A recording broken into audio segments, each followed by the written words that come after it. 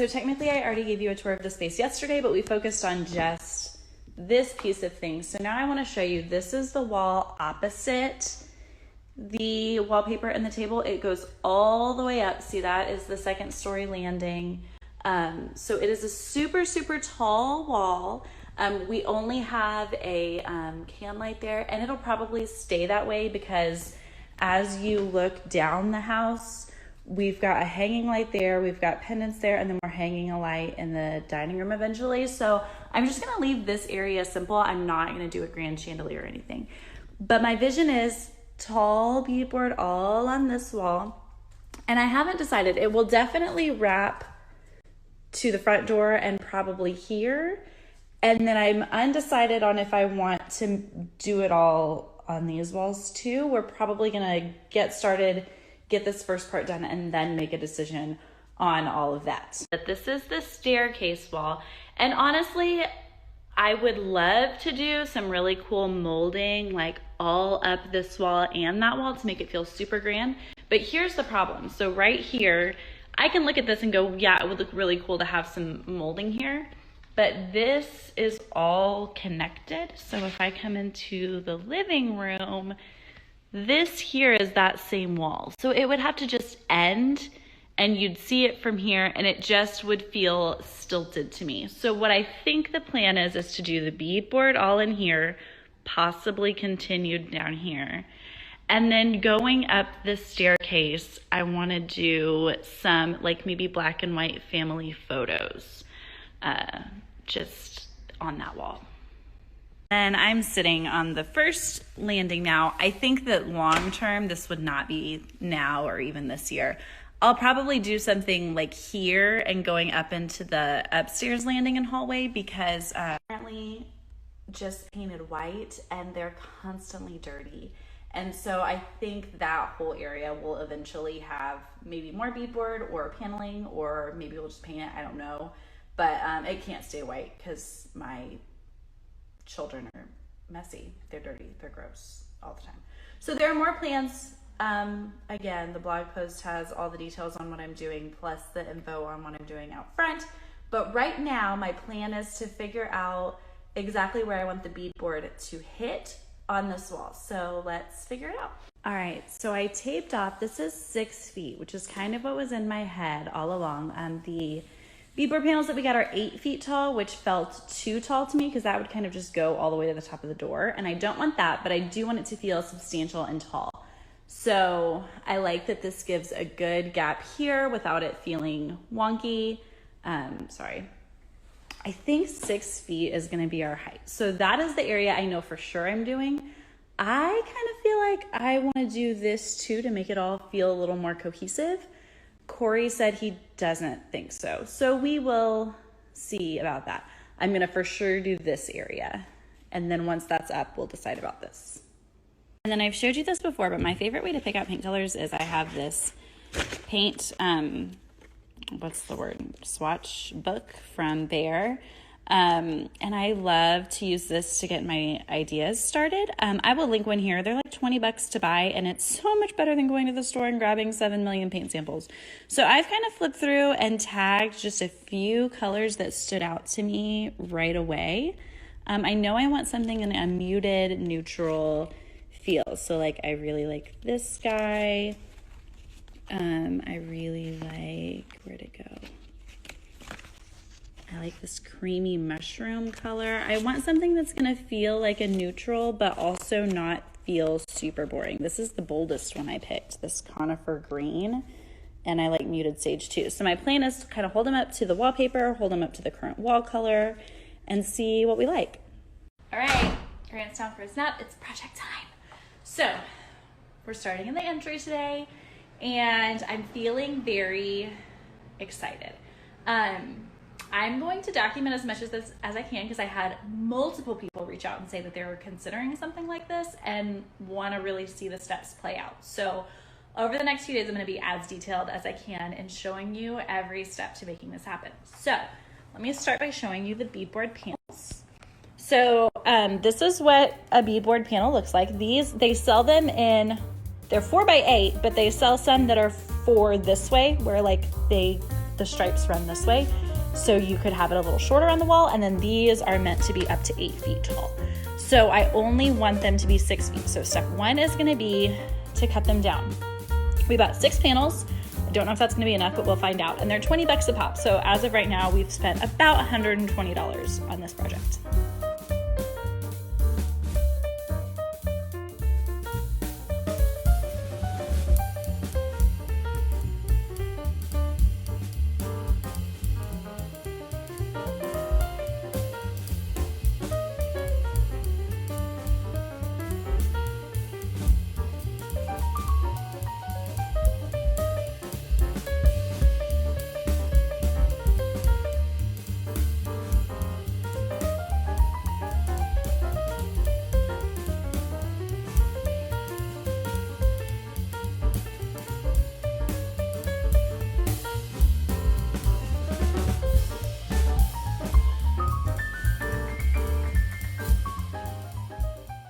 Now for my next piece, we've got an outlet here.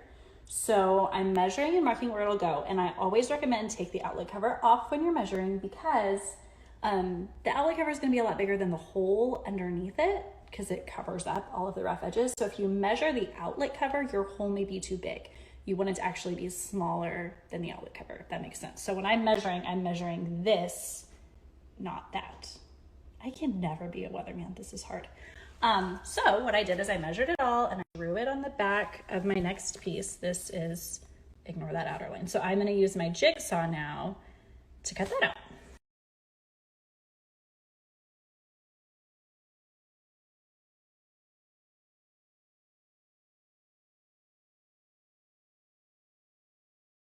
Got my first 3 pieces up here, and I've cut this last piece down because it's shorter than a full panel, and now I also have to cut out this hole. So I got to take the light switch plate off, cut that at the back, and then this wall will be.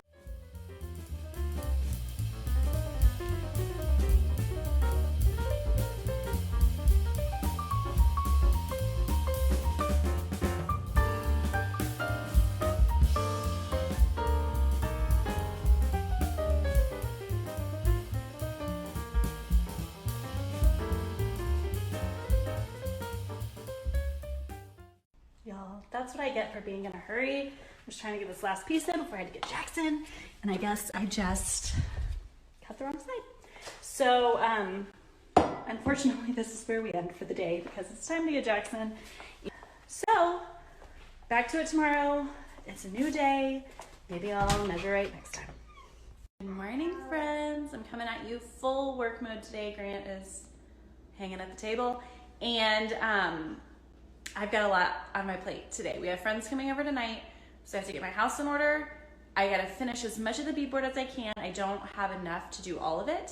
So I'm gonna do everything I can. I'm gonna get some trim and trim out what I've done so far. And then tomorrow, Corey and I will go get more beadboard. Hopefully, would like to get it all knocked out by Monday so that I can paint and still have it all up for you by next Wednesday. But I have a lot of cleaning to do because when I'm doing a project, my house falls into complete disarray. And I've also been sick. So there's some mess happening here that people don't want to see. So that's the first order of business today. Then later, shower.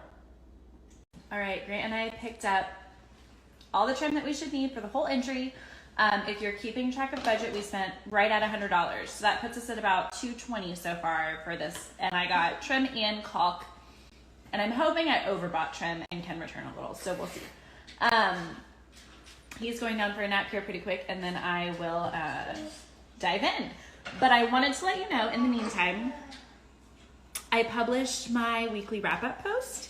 And so as soon as I got Grant down for a nap, I just dove in to see how far I could get with what I have. So I've got beadboard here, I've got it here, I've got it in here, and I love this. Ooh, look how good that looks.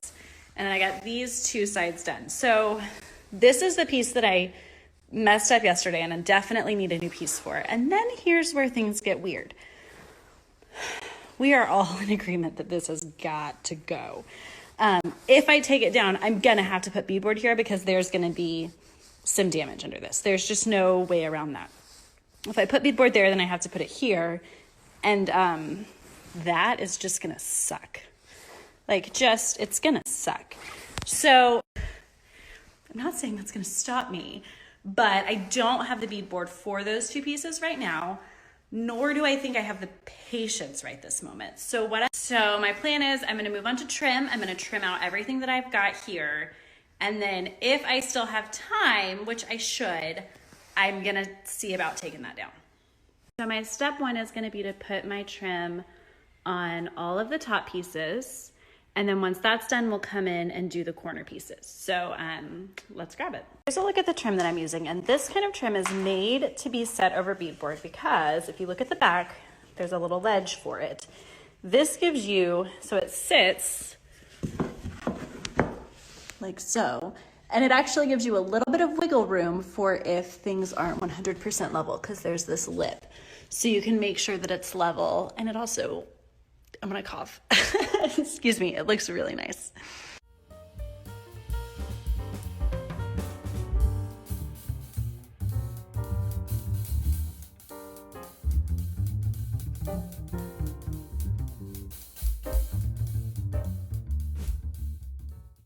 Okay, so a lot of you have been excited to see what we're doing with the corner trim. So this is the corner trim I purchased. This is just like PVC, it's not actual wood. It's a little bit cheaper and it's easy to work with, so I grabbed that. And basically it fits right over the corner like this, covers up all those edges and makes it look really finished. So we're gonna install that now.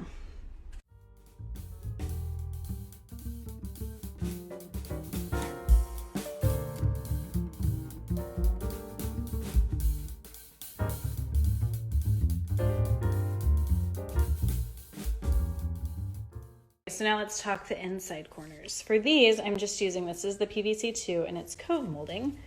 So it will slide right in here like so. Just finish everything off. In these corners, I had originally planned on also doing the trim, like the cove molding, but I managed to actually plan it to where this end and this end are uncut pieces. Like these are the edges of the beadboard. So they're perfectly straight and really look fine. So I may caulk it, but I am not gonna do trim there. Okay, so let's do a little walk around. In terms of beadboard and trim, this is as far as I can get right this moment. I think it's looking pretty great though. I think that doing this wall was the right decision. Corey was worried that it would make this kind of feel like it's closing in on you, but I feel like it just, I'll show you from this way. I feel like it makes it look very cohesive and makes this all feel like one intentional space now. I really like it.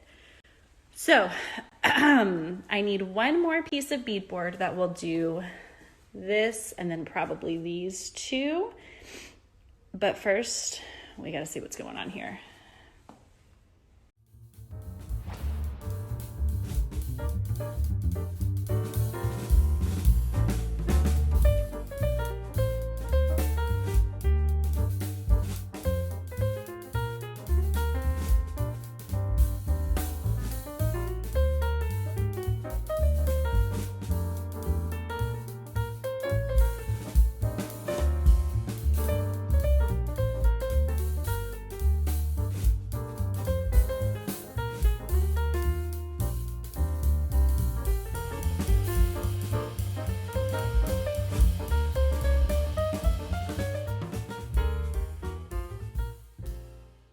All right, so I'm pleasantly surprised that the wall underneath was actually textured and it wasn't glued on, it was just nailed into place. So the only damage we have is right here where the drywall peeled up. So my first step is actually gonna be to use some patch and just see if I can get this to match. I don't know if I can, but if it's possible, I'd rather do that and just repaint this than put the beadboard here. So that would be an ideal solution. So let's see. So this is all, I mean, I patched up kind of where the nail holes were, but this is really the ugly part. It's drying and the corner trim will cover it to about here. So I'm gonna sand it down, see if I can kind of get it to match a little better. And I think that if I can avoid putting the beadboard here, I'd prefer it, just because I feel like if I go here, then I'd kind of want to go there. If I go there, then, you know, it's like if you mouse a cookie and then it's just this spiral, and I'd like to avoid the spiral. So if I can just end it here, I think that's ideal, but we'll see what happens. Math home paper before I take Grant to school. Just got 6 paint samples for the entry. Currently second guessing every one of them. This might take multiple trips. Good morning, it's Monday. It's time, sorry, I'm still all, bleh. It's time to wrap up the beadboard. My plan today, I'm putting this last piece on right by the front door. I'm going to finish fixing the texture on that spot that I had to patch. And then I'm gonna pick a paint color and I'm gonna caulk. The goal is that tomorrow I can paint everything. So I'm just gonna dive right in. Grant's at school, let's do it.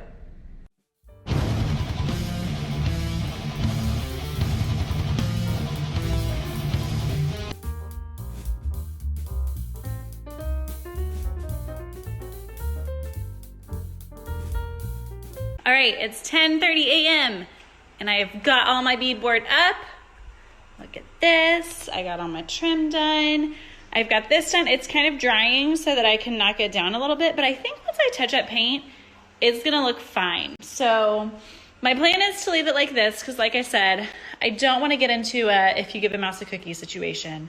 We're just gonna leave that for now, and we're gonna test some paint colors before we caulk.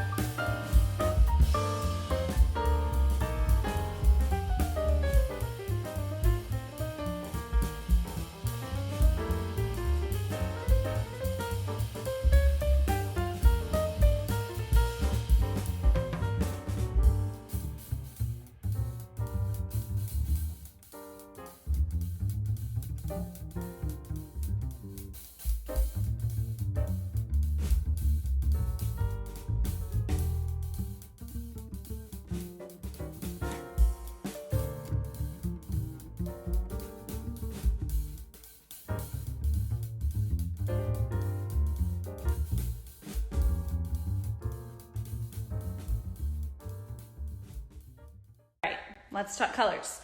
So first of all, y'all are clearly not into the surprise idea. I hear you, it's fine. I always think it's kind of fun, but that's cool. Let me show you. So it was really fun to see. All right, let's talk colors. So first of all, y'all are clearly not into the surprise idea. I hear you, it's fine. I always think it's kind of fun, but that's cool. Let me show you. So it was really fun to see all of your suggestions and your votes for the colors. And it's hard with something like this because these colors are such like chameleon colors. I feel like they look totally different on each wall and in different times of day, which is great and exactly what I wanted, but it makes choosing, especially just from a picture, very hard. So I'm gonna walk you through our thought process. Let me flip the camera around. So this color, which let me show it over here, this color was very clearly the winner in votes. However, if you're looking at this view right here, I don't know if you can really see it. My island is almost exactly the same color. So from the get-go, Corey and I both kind of thought, we love this color. I mean, this color is incredible. But I don't want it to feel matchy-matchy with the island. I want it to feel kind of layered and different. So that was out for us. Even though we love it, it was out pretty much right away. Corey did not like this color. I really like it, but I feel like maybe it doesn't go great with our wall color. This was another very popular one. Again, I adore it, but if you have the context of the wall color, and it's a little more obvious over here if you look at those two, they look beautiful together. And I think if we wanted a really low contrast look, it would be perfect. But we wanted something a little different. So pretty much immediately 1 or 3, 5, and 6 were our votes. Now here's how we got it down to our choice. I'm gonna back up a little bit so you have, again, more context. Anytime you paint a color, especially, we've got this window here and 2 windows up there, plus the living room lights. There's lots of natural light in here. So whatever we do is gonna look lighter than it does in just a little swatch once we get it all up and the light is hitting it. So we worried this one would be almost too light. I love it. I wanted something just a little darker. So these were my 2 that my heart was really torn between, and Corey agreed. We went back and forth, and again, here's some more context. You can see how light this one looks. Again, it's beautiful, just not exactly what we wanted. So these are the 2 we were considering, and we debated for a long time. And in the end, it was a gut choice.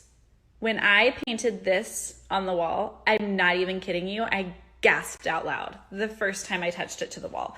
And I think especially because this was a last minute choice for me. I just grabbed this swatch at the store and hadn't been planning on getting it. And it made me just gasp. Look at that with the wallpaper. So we are both honestly a little worried it might be too dark because it is it's a dark color. But I told Corey in the end, it was our gut choice, and we can repaint. It is so easy to repaint. So this is us trying something. So I just wanted to share the backstory because I wanted to share a reminder that it's just paint. If I do this color and we hate it, I'm out $40 for a gallon of paint and a couple hours to repaint it. It is not a big deal. It's just paint. Let's do it.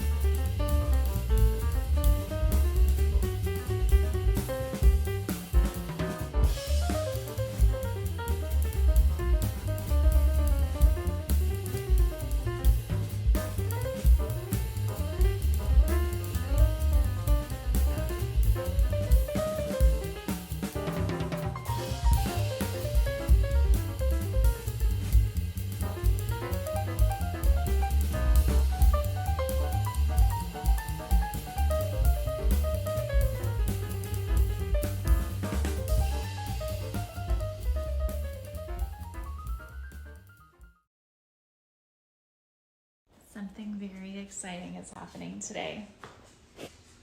It's time to replace the wallpaper. Let me recap for those of you who are new. We love this wallpaper. It's beautiful, it's high quality, it's great. However, we have textured walls and the wallpaper is peel and stick, which means it's just not holding up the way that I would like it to. So the wallpaper comes down. I have got some pasted wallpaper to replace it with. I have also got a larger mirror to go here because this guy feels a tad small for the space. So I'm hopeful, we'll see how far I get. I'm at least gonna take the wallpaper down and get started on the new stuff. And then after that, we'll start thinking about a new lamps and new accessories here. I've ordered a runner and I am just waiting on it. So all good things coming.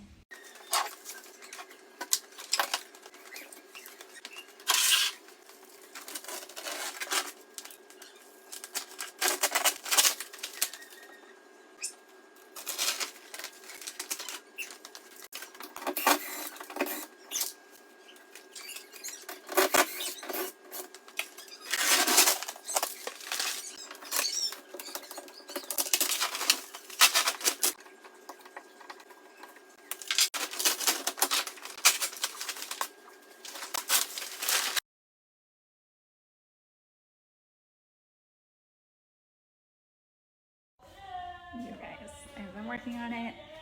I'm a sweaty hot mess. It's almost done.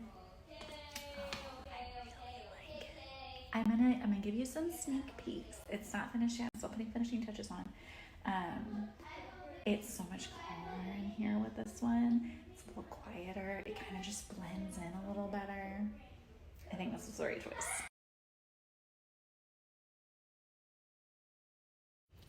Okay, let's talk wallpapering with textured walls. This was my number one question yesterday. It is something I've done a number of times and it's a little controversial. So let's dig in. First things first, a professional wallpaper installer is going to tell you that you need to skim coat before you apply wallpaper. They're not wrong. If you want a professional level finish that is without flaw, then you should skim coat prior to installing wallpaper. However, if you're like me and you believe that perfection is overrated and you do not have the time nor energy to skim coat walls, it's gonna work fine without it. Here's the things you need to know. Within the first 24 to 48 hours, there's going to be some places you need to touch up. Let me show you. This little corner right here is peeling up. It needs some more paste. Honestly, all of the little corners could probably use a little more paste. But I will touch those up and then they'll be fine. And I have found that sometimes a few months in, you might get some peeling corners, and if you have wallpaper paste on hand, you can just slap some in there and put it right back on. That bothers me 0%, the need to like touch it up every once in a while. And then once you've like worked out the kinks and it's been there for a little while, you're not gonna have any more issues, in my experience. The other thing I'll note is you probably will need like more wallpaper paste and might require a little more effort to get it to stick because of the texture on the walls. If you're willing to just kind of like work through the kinks, and if you're not afraid of making some mistakes and having to adjust, it's fine. Let me show you a few times that I've used pasted wallpaper on textured walls. There are probably a lot of people who would tell you that I'm wrong, but I've used wallpaper on textured walls a number of times. I would do it again. And I just think that when it comes to your home, especially if you want to do DIY stuff, you have to know what you're willing to do and what you're not. I'm not willing to skim coat walls, but it's not going to stop me from doing the wall treatments that I want. So that's the bottom line. And my hot take on wallpapering on textured walls. Okay, friends, who's ready for a project? Okay, if you've been here all year, you'll know that this entry area in my house is one that I've been talking about wanting to like make some changes to. And I've never really been able to put my finger on what exactly it is. But recently, I think I figured out one of my issues with this space. Let me flip you around. I think this space tends to feel a little busy to me. And one of the issues is that all this trim here and then this door is a contrasting color to the beadboard. So for my free use what you've got paint project, I'm gonna paint it all. Now, full disclosure, I'm not convinced that I'm gonna keep this green color forever. I've been toying around with changing it, but this is easy. and free, and it's just paint. So we're just gonna try it and see what we think. I think I'm gonna love it.